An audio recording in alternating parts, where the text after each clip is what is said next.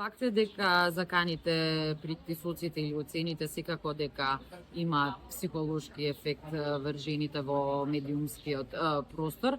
Тоа може да доведе до автоцензура, цензура, повлекување на одреден период од професионалниот живот, страф за својата безбедност. Значи, ефектите може да бидат од најмали последици до поголеми последици кога практично и безбедноста е загрозена на жените кои што работат во медиумите. Секако дека треба да ги пријават сите закани, уцени и притисоци.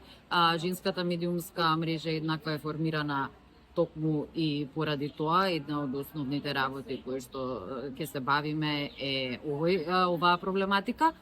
Секако тука е и самостојниот синдикат на новинари и медиумски работници кој што нуди и правна заштита за сите своји членови, но секако и за членовите на женската медиумска мрежа еднаква, и потоа постапување пред надлежните институции и решавање на проблемот.